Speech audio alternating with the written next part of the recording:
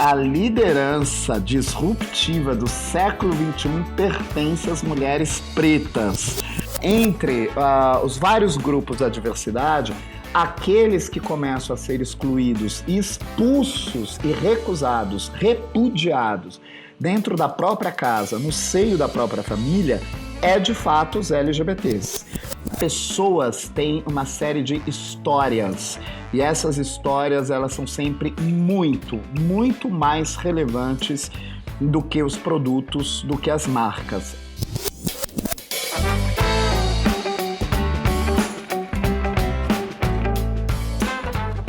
Olá, muito bom dia, boa tarde, boa noite, sejam muito bem-vindas, sejam muito bem-vindos. Você que nos escuta em casa, no Brasil, na Alemanha, em Salvador, na Itália e em todos os lugares onde a gente já tem registro de ouvintes. Este é o Diversitalk, o podcast da consultoria Mais Diversidade. A cada edição, nós vamos conversar com uma pessoa de destaque na agenda de diversidade e inclusão, sempre trazendo novidades e atualizações. Eu sou o Ricardo Salles. E eu sou o João Torres, e o nosso convidado de hoje é o Fábio Mariano Borges, doutor e mestre em Antropologia e Sociologia do Consumo. Trabalha há mais de 30 anos com tendências, percepções, comportamento do consumidor, estudos etnográficos, desenvolvendo pesquisas de mercado e estudos acadêmicos. Atualmente, muito se fala do mundo VUCA, que é aquele mundo volátil, incerto, complexo, ambíguo. Quais serão os impactos de tantas mudanças nas questões de diversidade e inclusão? Hoje o Fábio falará um pouco mais sobre tendências e sua relevância na pauta de diversidade e inclusão. Fábio, seja muito bem-vindo. Para iniciarmos essa edição do nosso Diversitalk, conta para quem está nos escutando como que foi o início do seu trabalho com tendências, com diversidade e com antropologia. Olá, que bom estar aqui com vocês. O início da minha carreira com antropologia, diversidade e tendências, calma lá, né? 3 coisas diferentes aí no mesmo bolo, mas elas têm uma intersecção. Eu sempre digo que se hoje a gente fala muito na diversidade sobre a interseccionalidade, há uma série de carreiras ou de profissões ou de áreas que elas também promovem a interseccionalidade, né? Que é o que a gente já brincava antes da interdisciplinaridade. Eu comecei trabalhando em antropologia justamente quando, ainda estudante na USP, no curso de Ciências Sociais, eu participei de um programa que era para estudar os grupos, o então chamado. Então eu vou usar algumas nomenclaturas que elas não fazem mais sentido, mas é só pra gente datar, pra ficar assim uma coisa bem nostálgica, bem gostosinha, pra quem tiver ouvindo falar, gente, é anos 80! Túnel do Tempo, com Fábio Mariano Borges. Exatamente. Então se a gente estivesse aqui com uma trilha sonora, então ia passar a trilha sonora lá Stranger Things, né? Trilha sonora lá anos 80. Então vou usar algumas expressões que hoje não fazem mais sentido, ainda bem, nós avançamos, mas acho importante até para as pessoas terem um pouco a noção do que foi a luta, né, da diversidade até aqui. Então, ali nos anos 80, eu estava fazendo a minha graduação na USP, participei de um programa de seleção do Ministério da Saúde que procurava estudantes de antropologia para ter uma imersão com os grupos de risco de pacientes de AIDS. Então, naquele momento, existiam esses grupos de risco. Os grupos de risco eram, em especiais, né, o que a gente chamava na época de gays e principalmente de travestis e de usuários de drogas. E daí eu fui aprovado e fui trabalhar, fui morar, na verdade, durante 6 meses num cortiço com travestis. Esse cortiço, ele ficava numa região aqui no centro de São Paulo, que a gente chamava de Boca do Lixo, né? Então já dá para ter a noção o que era essa Boca do Lixo, né? Hoje seria uma região muito próxima da Cracolândia. Não é exatamente a região da Cracolândia, essa Boca do Lixo ela não existe mais, mas ela seria bem próximo dali. Foi uma experiência inesquecível, né? E uma experiência, sem dúvida nenhuma, muito interdisciplinar, de eu conviver com essas travestis e acompanhar o risco, a vulnerabilidade que elas estavam expostas ao vírus, entre uma série de outras infecções, o que na época nós chamávamos de doenças sexualmente transmissíveis, né? Hoje já é diferente. Hoje a gente já entende como infecções sexualmente transmissíveis. Mas na época era outro mundo. E daí, isso me mostrou que a vida podia ser uma aventura muito, muito deliciosa, né? E que algumas pessoas precisavam de portas-vozes em alguns lugares, né? Ou seja, quem é que falaria por aquelas pessoas no ambiente acadêmico? Quem é que falaria por aquelas pessoas no ambiente empresarial? Isso tem muito a ver com a antropologia. A antropologia, sob hipótese alguma, ela pretende substituir a voz do nativo.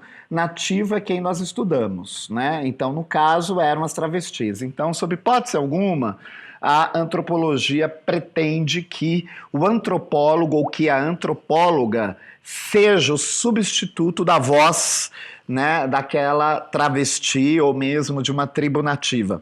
Mas que os antropólogos tragam, né, ou levem para outros ambientes a sensibilidade e a lógica dessas pessoas. Então eu vi que isso era de extrema importância e logo depois, em paralelo, eu estava fazendo esse trabalho e daí eu comecei um estágio na Talent, né? Inclusive com uma pessoa muito especial que vocês devem conhecer, que é a Rita Almeida, que hoje lidera, né, a área de planejamento, a VP de planejamento da UMAP. A minha história com a Rita é a história, assim, do conto de fadas, de paixão. É uma história maravilhosa. Vamos só contar aqui para o nosso ouvinte, Fábio, que a Rita Almeida é uma das grandes do planejamento publicitário brasileiro, tem uma carreira aí de décadas, é referência para diversos profissionais de propaganda e, como você mencionou, hoje lidera a área de planejamento justamente da UMAP, que é a agência que cuida aqui de toda a produção do Diversitalk e que é cliente também da Mais Diversidade. Você começou a trabalhar com ela naquela época. Exatamente. Olha, eu acho que a Rita, ela merecia uma minissérie contando a vida dela. Porque é muita gente no mercado que começou com ela. E se hoje consumidoras e consumidores têm vozes, e vozes muito autênticas junto, né, às agências de propaganda, junto aos profissionais de marketing, isso se deve muito à Rita, né? Isso eu não tenho a menor dúvida. Então eu acho que a gente precisa fazer, né? Olha, hashtag fica a dica, fazer uma minissérie contando, né? Tipo Mad Men, né? A gente pode chamar Mad Rita, alguma coisa assim. Boa. E vai ser maravilhoso, que a gente vai contar a história, né? Ô Fábio, lá atrás é muito interessante te ouvir, né? Porque essa é uma marca do seu trabalho, você tá próximo ali das pessoas. Eu tô me lembrando aqui, enquanto você fala dessa convivência com as travestis, eu me lembro de posts no seu LinkedIn em que você mostra como é que é o banheiro da casa da maior parte dos brasileiros. Como é que a maior parte dos brasileiros se relaciona com o consumo, com um produto. E é de uma maneira que, via de regra, é muito diferente do que a gente pode imaginar, sobretudo a gente que vive nos grandes centros ou que trabalha aí numa grande agência de publicidade, né? É necessário estar com o pé ali na rua, na vida real, e você sempre fez isso, né, Fábio? Olha, sempre, e eu não consigo ser diferente, né? Eu acho que a minha origem, o início da minha carreira, ele começa dessa forma, né? E ele se mantém até hoje. E isso que foi, inclusive, o grande insight dessa intersecção de trabalhar tanto com diversidade, tanto também com tendências, tanto também com pesquisa de mercado. Eu fiz uma carreira passando por institutos de pesquisa, por agências de publicidade, trabalhei com a Rita em diversos momentos, em diferentes agências de propaganda, fui cliente dela, passei por veículo, sempre com este olhar, né, da vida como ela é. Quando eu fui para o Datafolha, eu fui como gerente de pesquisa estatística, ou seja, lidar com números muito pesados porque eu cuidava da pesquisa de avaliação de programação da Globo e também pesquisa de audiência da Globo. Então, são estatísticas, cara, segundo a segundo, né? A gente consegue monitorar uma audiência, seja segundo a segundo, e isso é um volume de dados gigantesco. Mas eu sempre tive comigo que não existe números, há sempre pessoas por detrás desses números. Esses números são mero carros abre-alas dessas pessoas e a gente precisa entendê-las. E daí isso que é a riqueza, né? Porque quando a gente está com as pessoas, a gente entende a diversidade e a gente não se choca com a diversidade. Na verdade, a gente começa a se chocar com a exclusão da diversidade. Então eu passei por um período da carreira onde eu não conseguia entender por que a comunicação, o marketing era tão excludente, porque ele, sob hipótese alguma, mostrava ou representava a vida como ela é, né? E por outro lado, quando a gente está acompanhando as pessoas, a gente acompanha as mentalidades. É o que eu sempre digo, tendências é sobre mentalidades, tendência não é sobre produtos. Tendências é sobre mentalidades, as mudanças que ocorrem nos modelos mentais das pessoas. E quando a gente está ao lado das pessoas, a gente está acompanhando isso e a gente está se sintonizando com o futuro que vem vindo. Você falou sobre tendência como mentalidade, é algo super interessante. Explora pra gente um pouco mais como é que a gente consegue identificar essas tendências, né, pensando que muitos dos nossos ouvintes estão aí no meio corporativo. Como é que a gente pode identificar tendências? Mas antes, o que a tua avó, lá na cidade de Uauá, no sertão da Bahia, onde você nasceu, te ensinou sobre tendências? Olha, a minha avó, eu não sei se exatamente ela me ensinou sobre tendências, mas ela me ensinou sobre tudo, porque ela me ensinou sobre pessoas. Então, ela me contava muitas historinhas sobre pessoas, inclusive ela, né, eu não sei se fabulava ou se eram histórias reais, ela contava várias histórias dela com Lampião. Mas você sabe que recentemente foi lançado um livro a respeito de Maria Bonita no Cangaço, e tem, né, o relato de uma pessoa em Uauá, que eu desconfio que é uma tia-avó, porque na hora que eu li aquilo, eu falei, gente, isso daqui tá cheirando as historinhas da minha avó, tá cheirando as historinhas da irmã dela, eu acho que é da minha tia-avó, eu acho que tem muito a ver com isso. Olha, eu aprendi lá no sertão, né, a minha bisavó, ela era nativa de uma tribo e depois ela foi levada para Uauá. Uauá era, né, já não é mais, claro, é uma cidade no sertão, mas uma cidade com uma presença indígena muito forte. Eu acho que o próprio nome da cidade já deixa isso muito claro, né? Então a minha avó e a minha bisavó me ensinaram muitas mandingas, muitos chás, e me ensinaram algo, olha só que legal, né? Que o Joshua Cooper, que é um economista que foi editor da Time aí durante anos, que ele fala nos últimos 2 livros dele. Os 2 livros são A Era do Inconcebível e O Sétimo Sentido. São 2 livros recentes. E ele diz que para a gente planejar no mundo de surpresas inevitáveis, nós precisamos aprender a ler os sinais da natureza e os sinais das pessoas. Então, eu carrego isso até hoje. Eu aprendi com a minha avó e a minha bisavó a ler os mais diversos sinais, não somente da natureza, mas das pessoas.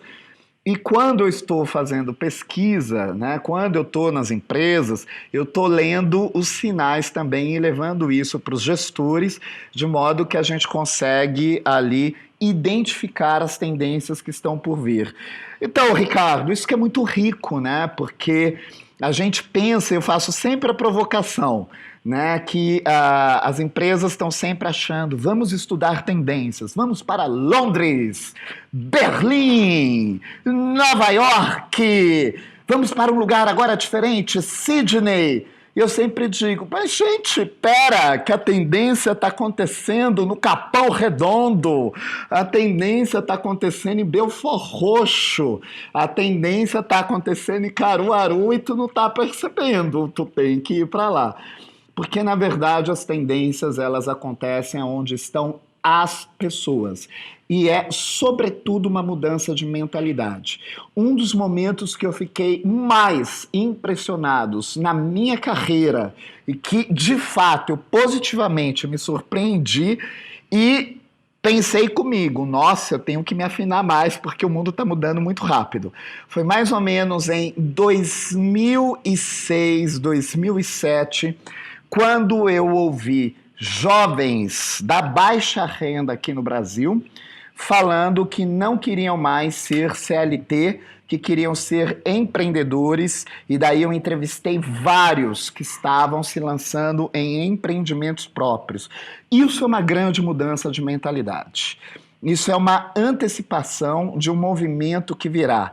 Então você imagina que em 2006, 2007, eu fazendo uma série de entrevistas na periferia, conheci, né, tanto meninas quanto meninos, jovens em geral de 16 a 22 anos, que falavam que gostariam sim de entrar na faculdade, queriam perseguir isso, mas que não queriam mais ser empregados de empresa. Então, um ia ser DJ, uma inesquecível, tem um vídeo com ela até hoje, que é a Denise Angélica, que é cantora. Então, na época, ela era cantora, aí ela mostrava o faturamento que ela tinha nos barzinhos, o como já precisava, por exemplo, ter um registro de microempreendedor individual, o que o Sebrae só foi responder a isso muito posteriormente. Então a gente percebe que em 2006 já havia essa necessidade, a Denise Angélica ela falando, cara, eu sou sozinha, eu não consigo abrir, né, o registro CNPJ de uma microempresa. Eu não sou uma microempresa, eu sou uma empreendedora.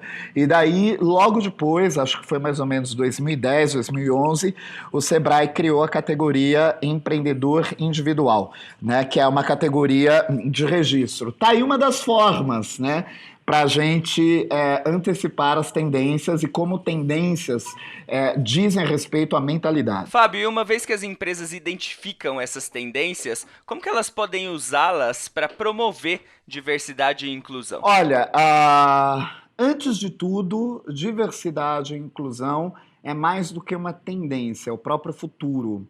Eu costumo dizer, não há futuro sem inclusão. Sob hipótese alguma, isso não consegue acontecer. Né? Porque quando a gente diz inclusão, a gente está falando em inclusão nas esferas econômicas, políticas, sociais e culturais, e não é mais possível a gente avançar para um mercado, né, excluindo uma série de pessoas. Né? Eu digo mercado no sentido muito mais aberto do que simplesmente relações comerciais. Né?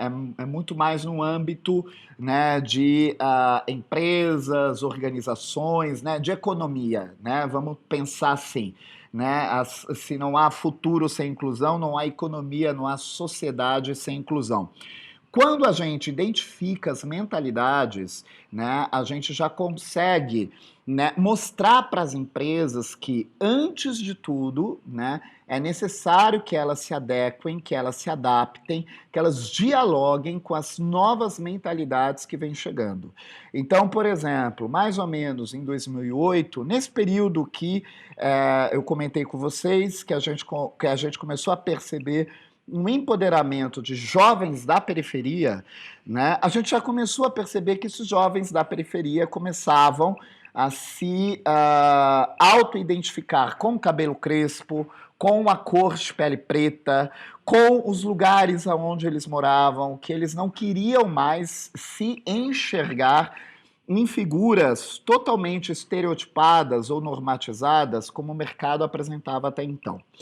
Então, quando a gente consegue antecipar essas abordagens, essas tendências e traz para as empresas saem na frente em 3 itens. Inovação. Empresas que dialogam com tendências conseguem ser inovadoras. Conseguem também aí dialogar mais, né, de forma mais estreita com as pessoas, é o segundo item, né? E terceiro, as empresas conseguem entender melhor quais são as causas ou quais são as pautas que as pessoas estão falando. Qual que é a importância disso, né, em relação à inclusão e diversidade? As empresas começam a perceber e se contemporaneizar, né, para essas pautas que já estão correntes e que são muito valoradas entre as pessoas. Então, muitas vezes, a gente ouve algumas críticas, né, de empresas que tomam algumas ações, né, e que daí falam, mas eu acho que isso daí é tudo marketing, né? Não exatamente, isso pode ser fruto de uma série de estudos que as empresas estão fazendo para se aproximarem, né, dos diálogos e das pautas que as pessoas estão tendo, as pessoas na sociedade, né, e isso contemporaneiza as empresas. Então, isso é bastante importante para que as empresas percebam que sempre, né, o discurso, as pautas de inclusão e diversidade são pautas muito contemporâneas. Tem bastante coisa aí que você falou e muito interessante tudo isso, né? Eu fiquei ouvindo essa tua frase de não há futuro sem inclusão. Isso parte muito da nossa crença aqui também na Mais Diversidade. A gente costuma dizer que uma empresa que não está olhando para esses temas, ela já ficou para trás. Só não percebeu ainda, né? Tá tão atrasada que não percebeu ainda. E você, de certa maneira, nos ajudou, nos guiou aqui a identificar já algumas tendências a partir dessa leitura de sinais. Estamos aí, começo de um novo ano, 2021 batendo a porta, as pessoas com muita expectativa em relação a esse novo ano. O que você vê de tendências na pauta de diversidade e inclusão para esse novo ano e na nova década? Afinal de contas, agora sim, começamos uma nova década. A gente vai ter 2 pautas muito fortes, né? Elas já ficaram fortes esse ano. Inclusive, no início desse ano, eu já tinha falado que a pauta de 2020 seria o antirracismo. E a gente tem prova atrás de prova a respeito disso, né? Recentemente, até num jogo de futebol, a gente viu que, por uma ação antirracista, esse jogo, aquela partida foi, né, interrompida e que entrou como um fato histórico.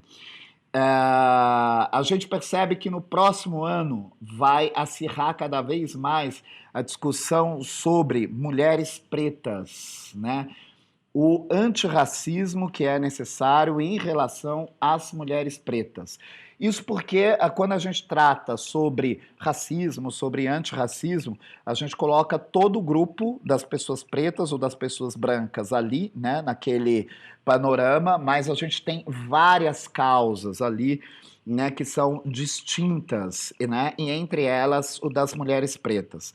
A gente não pode se esquecer que no próximo ano a gente já tem a vice-presidente de uma das principais nações aí mundiais, né, que é uma mulher preta, né, e que embora, né, não trate isso como uma forte bandeira, mas também ela não nega. Então, tem algo aí de muito importante que a gente não pode se esquecer, até mesmo a simbologia. Ela em nenhum momento nega essa simbologia, ao contrário, ela reforça. Embora há, da parte de alguns, uma expectativa muito maior, né, que ela levantasse isso muito mais politicamente, mas acho que vamos aguardar, né, porque o período eleitoral é e na hora que, né, assume-se o poder e que uma série de ocorrências, né, tomam conta ali do dia a dia, de repente vozes tornam-se muito mais fortes, aquelas vozes que a gente não tinha tanta expectativa ou que alguns grupos esperam mais, de repente ela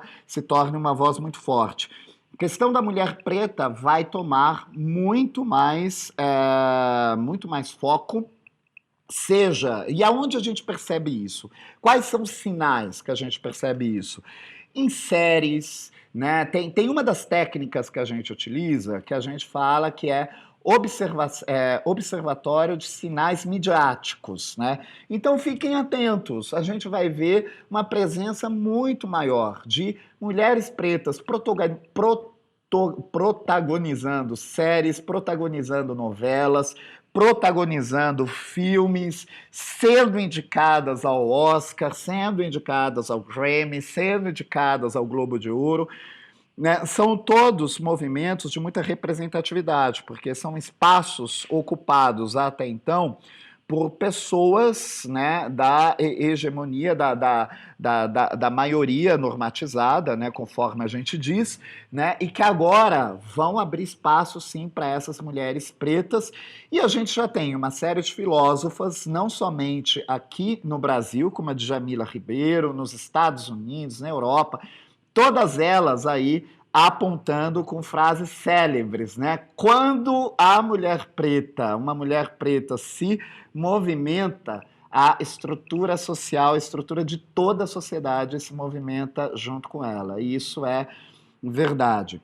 Olha, um outro aspecto que eu vejo que vai ser muito falado e que é urgente é a questão de afetos, né, de momentos afetivos. A gente discute muito pouco, né, não somente no Brasil, como também em outros países, vocês já devem ter percebido disso, a questão, principalmente dos LGBTs, da expulsão, o quanto eles são expulsos de casa, o quanto é negado para eles o direito de ter uma família, né? Eu sempre digo, e não é tentando fazer um ranking de sofrimento, sob hipótese alguma, né? Quem será da diversidade que sofre mais? Sob hipótese alguma é isso.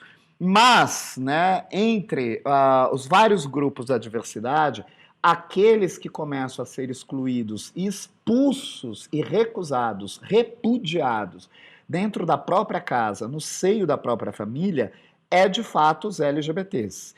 Né? Em geral, gays, lésbicas, pessoas trans, né, têm o repúdio da família. Isso é pouco falado.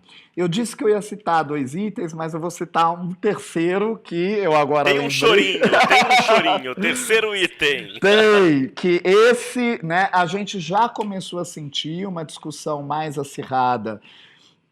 Eu acho que ainda tímida, uma discussão acirrada, mas em grupos muito especializados e que daí no próximo ano vai tomar mais fôlego, que é justamente da senioridade, né, das pessoas acima de 50 anos de idade, né, de como será feita a inclusão delas nas organizações, né, na sociedade, e daí tem a interseccionalidade disso tudo, né? Tem as mulheres idosas pretas, tem, né, os LGBTs, né, que atingem a senioridade, e por aí vai. Então, são 3 aspectos, né, entre vários outros, mas são 3 aspectos que a gente já começa a tomar, a observar a força dos sinais. Recentemente eu vi, né, uma joalheria fazendo uma propaganda com uma senhora acima de 75 anos de idade. Achei formidável.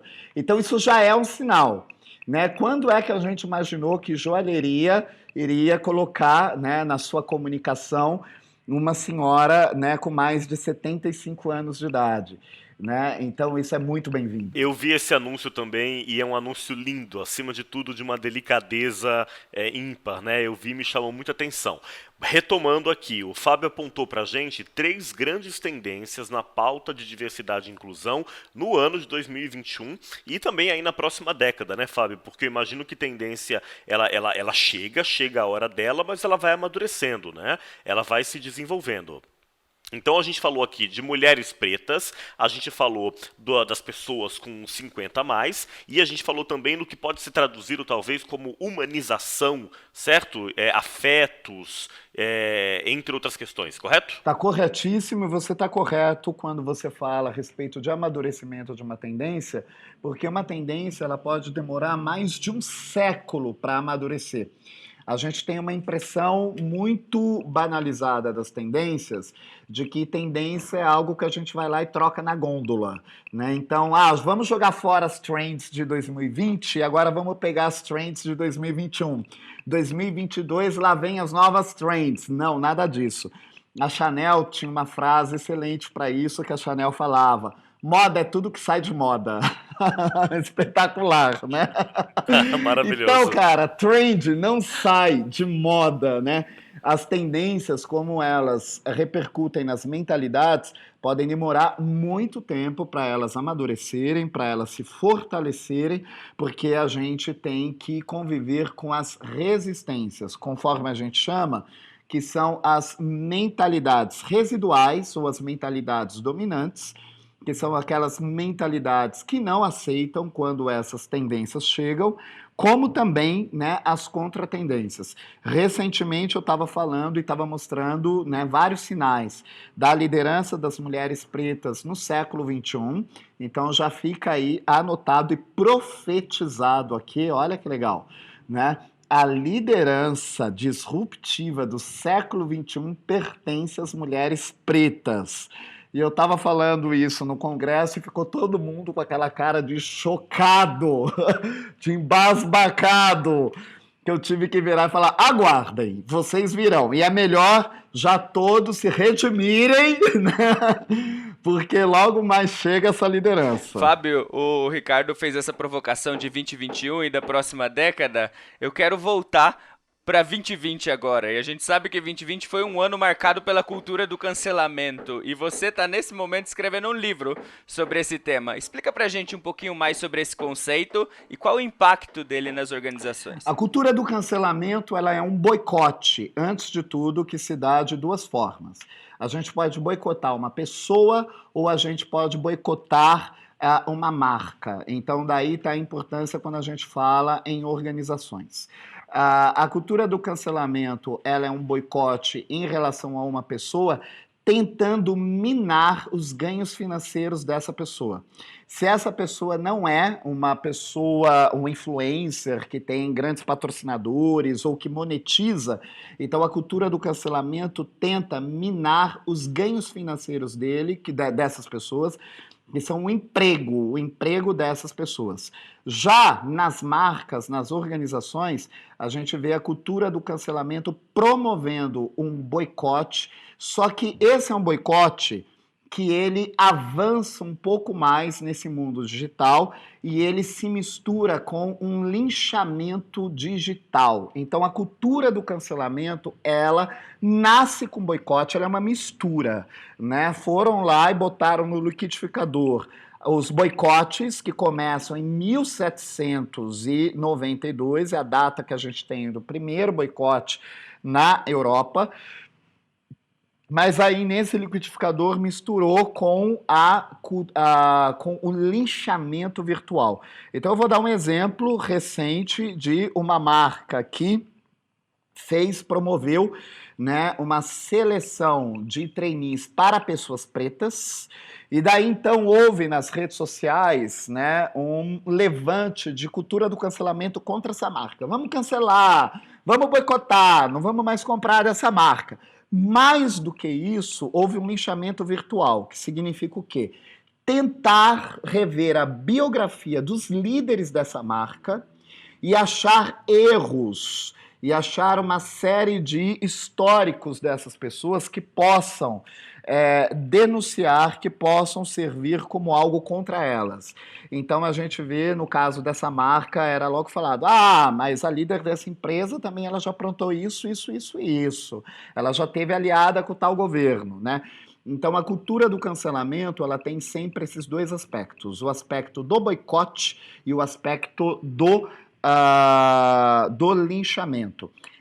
O que é importante, né? A gente sempre pensar, a cultura do cancelamento vem com objetividade, ele não é nem para o bem, ele não é nem para o mal. Cuidado, porque ele é uma ferramenta que pode ser utilizado por ambos os lados. Então, a gente vê, né, isso, a cultura do cancelamento sendo utilizado, né, contra as marcas que muitas vezes abraçam a diversidade, mas também a cultura do cancelamento sendo utilizada, né, contra as marcas racistas, contra as marcas que cometem erros em relação à diversidade. Não só a diversidade, mas também outros espectros, é que eu estou aqui concentrando na diversidade. Eu costumo dizer, Fábio, que quem não se posiciona é posicionado.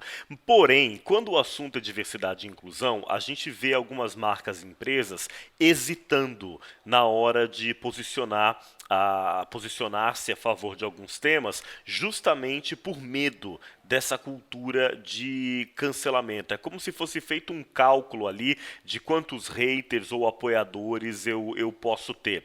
É possível uma marca ou uma empresa ser neutra, seja lá o que isso quer dizer, em pleno século XXI? Olha, obviamente que não, porque senão a gente vai começar a ter uma nova ciência aonde vai existir a neutralidade. Então, na ciência, antes mesmo de falarmos, né, em organizações, na biomedicina, na química, na física, não existe essa neutralidade. Isso é, me desculpem, uma ignorância. Né? Tem o princípio de Heisenberg, né, que já fala, o simples ato de observar uma reação química já é uma intervenção, já é um posicionamento. Ou seja, se a química não acredita em neutralidade, se a física não acredita em neutralidade, cara, onde é que esses gestores estão acreditando nisso? Então eles vão ser o próximo prêmio Nobel. Então, olha, eles que lutem. Então, qual que é a minha dica para essas organizações? Cara, vai se dedicar para o prêmio Nobel, você vai mostrar lá que neutralidade existe. Não sei lá quando você vai conseguir mostrar isso, talvez lá em 2070, e vai ser prêmio Nobel, vai ser maravilhoso. Eu recomendo não dedicar tanto esforço, tanto tempo para isso, porque vai passar vexame. Não existe essa neutralidade, né? O simples fato de não se posicionar já é um posicionamento. Tá dado o alerta, né, João? Exatamente. Fábio, toda vez que eu converso com uma pessoa super interessante, como é o seu caso, eu gosto de fazer uma pergunta para ela. De tudo que você aprendeu na sua vida, qual que foi a maior lição que você aprendeu e que você consegue deixar para os nossos ouvintes como uma dica? A maior lição que eu aprendi é tratar as pessoas como pessoas, né, com dignidade, em especial quando a gente está, né, conversando com essas pessoas, entrevistando, né? É claro que eu estou aqui no meu campo de profissão, né, de pesquisador de mercado, pesquisador de comportamento, né, seja para diversidade, seja para tendências, né? Mas aí eu aprendi que pessoas têm uma série de histórias e essas histórias elas são sempre muito, muito mais relevantes do que os produtos, do que as marcas. Ai, que susto para os gestores, né? Os gestores agora estão tristinhos. Eles estão assim, sério, eu pensando que o meu sabão em pó, que o meu detergente é a coisa mais significativa na vida, né, dos meus clientes. Infelizmente, eu aprendi que não é, né? E tenho aprendido isso cada vez mais, que a vida das pessoas transcende em consumo, e isso é o que conta. Ô Fábio, para a gente terminar então, na sua opinião, o que pode ser feito para a gente ter cada dia mais diversidade nas organizações? É super importante que a gente tenha pessoas da diversidade nas organizações contribuindo com olhares estratégicos e contribuindo com a biografia delas, com a vivência delas. Eu sempre faço uma provocação que já passou da hora dos gestores olharem para as pessoas pela janelinha da Brigadeiro Faria Lima, pela janelinha da Berrine, pela janelinha do Leblon, pela janelinha de Ipanema, pela janelinha da Pampulha, pela janelinha da Madison Avenue. Tá na hora da gente pisar no Bronx, tá na hora da gente pisar em Capão Redondo, tá na hora da gente pisar, né, em Caruaru, porque as pessoas estão lá. Inevitavelmente, quando a gente fala de diversidade, em especial aqui no Brasil, a gente está falando dessas pessoas. E que contribuição maravilhosa, sensacional para a gestão, trazer esses olhares, mas esses olhares de uma forma efetiva para a estratégia, para as decisões e para os atos estratégicos da empresa. Isso a gente precisa, na hora que essas pessoas estiverem ocupando esses espaços, vejam que eu não estou nem falando de cargo, né? Porque essas pessoas podem contribuir com essa visão estratégica das mais diferentes formas, né? E não necessariamente ali empossadas de um cargo ou de uma função. Mas na hora quando a gente tiver essas pessoas de fato trazendo essas vivências, a gente vai ter um mercado muito mais rico e a gente vai ter as organizações realmente aí de fato, né, transcendendo e sendo inovadoras. Que aula, minhas amigas, meus amigos, que alegria ter você aqui com a gente, hein, João? Curtimos bastante, né? Adorei, muito bom. Obrigado, viu, Fábio? Obrigado pela sua presença, Fábio Mariano Borges. Eu que agradeço, muito obrigado, Ricardo, muito obrigado, João. Me chamem mais, quero mais. Tá sempre bem-vindo, a gente tendência é um tema inesgotável, então você também merece uma série aqui no Diversity Talk. Quem sabe a gente não pensa nas tendências da semana, porque você com certeza rende vários programas. Obrigado, meu amigo, pela presença aqui com a gente. Beijo a todos, a todas. Este foi o Diversity Talk, podcast da consultoria Mais Diversidade, gravado à distância e em respeito ao distanciamento social, com o apoio da equipe da UMAP BBDO. Você encontra a gente no Spotify, YouTube, Deezer e em todas as outras plataformas. Gostou? Compartilhe com seus amigos. Mande também as suas sugestões, críticas ou elogios para o e-mail contato@maisdiversidade.com.br ou, ainda mais fácil, corre lá no nosso Instagram, @maisdiversidade. Até a próxima, João! Até mais, gente. Tchau, Rick. Tchau, Fábio.